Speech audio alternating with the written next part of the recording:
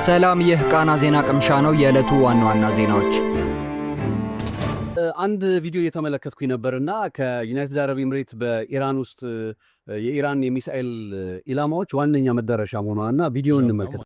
በዚህ ቪዲዮ ላይ እንዳያችሁት በእርግጥም ዩናይትድ አረብ ኤምሬት የኢራን ትክክለኛ በቃ ከ63 ከመቶ ነው የሚለው እንዲያውም ዘገባው ላይ የኢራን ሚሳኤሎች መዳረሻ ሆናለች፣ የኢራን ድሮኖች መዳረሻ ሆናለች። እና ለምንድን ነው ጥያቄው? በመጀመሪያ ደረጃ ይሄኛውን ሪፖርት ይፋ ያደረገው ወይም በዩናይትድ አረብ ኤምሬት 63 ከመቶ ገደማ የሚሆን የኢራን ሚሳኤሎችን የአየር ላይ ጥቃቶች መዳረሻ ሆናለች በሚለው ላይ ይሄኛውን ጉዳይ ይዞ የወጣው ጂንሳ ይባላል። ጂዊስ ኢንስቲትዩት ፎር ናሽናል ሴኩሪቲ ኦፍ አሜሪካ የሚባል አይነት ተቋም ነው። ይሄ ተቋም ያቀረበውን ሪፖርት ደግሞ ሴንትኮም የሚባለው የአሜሪካ ማዕከላዊ እዝ ማለት ነው።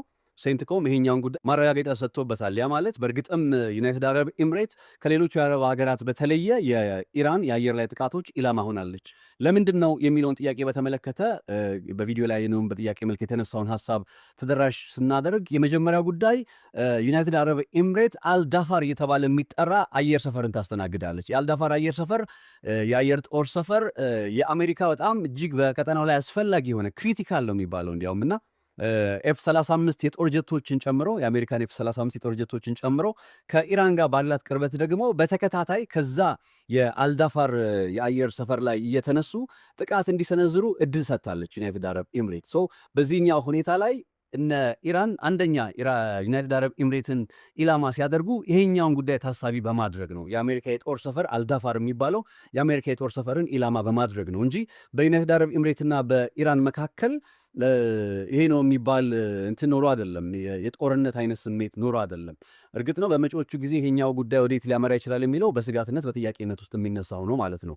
ሌላኛው ጉዳይ ቅርበቷ ነው። ዩናይትድ አረብ ኤምሬት ከኢራን ጋር ያላት ቅርበት ፕሮክሲሚቲዋና በሳቹሬትድ ነች ደግሞ በዛው ልክና ተጠቅጥቀው ነው ያሉት የአሜሪካ የጦር ቴክኖሎጂዎች ያው የአየር ሰፈሩ ላይ ተጠቅጥቀው ነው የሚገኙትና እነዛን ኢላማ ለማድረግ እነዛን ለመምታት በሚል እየታሰቡ የሚተኮሱ ሚሳኤሎች፣ ድሮኖች በዋናነት ዩናይትድ አረብ ኤምሬትን የኢራን አየር ላይ ጥቃት ኢላማ እንድትሆን እያደረጋት ይገኛል። ጂኦግራፊካሊ ከኢራን ጋር ያላት ቅርበት በደቡብ በኩል በተለይና ዩናይትድ አረብ ኤምሬት ያው ትንሽ ሀገር ነች ከሌሎቹ ካያችኋት ከሌሎቹ የአረብ ሀገራት አንጻር ከተመለከትናትና በዛች አነስተኛ ቦታ ላይ እንደዚህ አይነት በቅርብ ርቀት ላይ የሚገኝ የአሜሪካ የጦር ሰፈር ሲገኝ እንደ አልዳፋር ደግሞ በጣም ክሪቲካል የሆነ የአሜሪካ የአየር ኃይል በኢራን ላይ ለሚያከናውነው ዘመቻ የጀርባ አጥንት የሆነ ኢላማ ሲገኝ ኢራኖች ይህንን ታሳቢ ባደረገ መልኩ ወደ ዩናይትድ አረብ ኤምሬት ተከታታይ ጥቃቶችን እየሰነዘሩ ነው። በዚህ ምክንያት ነው ኢራን አንደኛ ዩናይትድ አረብ ኤምሬት ላይ ትኩረት እንድታደርግ የተገደደችው ይባላል።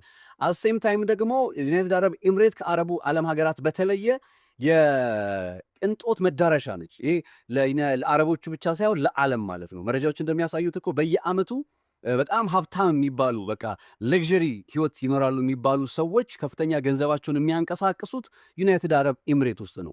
ስለዚህ ይህች ዩናይትድ አረብ ኤምሬት የምትባል ሀገር ደህንነቷ የተጠበቀ ዋስትናዋ የተረጋገጠ የምትባለው ሀገር አሁን ላይ በዚህ ጥቃት አማካኝነት ስትጋለጥ ያ ስሜት ይፈጠራል። ይሄ ዩናይትድ አረብ ኤምሬትን የመጠራጠሩ ስሜት ይፈጠራል። ይሄኛው ጉዳይ ኢኮኖሚክ ሳቦታጅ ይባላል። ከዚህ ጀርባ በእርግጥ ኢራን ብቻ ነች ተጠያቂ ብሎ መደምደም አይቻልም። ምክንያቱም መጀመሪያ እነ እስራኤልም እነ አሜሪካም ናቸው ኢራን ላይ ጦርነቱን ጀምረው ይሄ ጉዳይ በምናየው መልኩ መሰል አይነት ቅርጽ ከዚህ አንጻር ዩናይትድ አረብ ኤምሬት በዋናነት የአሁኖቹ የአየር ላይ ጥቃቶች ኢላማ እንድትሆን ሰበብ ሆኖባታል ወይ ምክንያት ሆኖባታል ለሚለው ጉዳይ አብረው ይነሳል።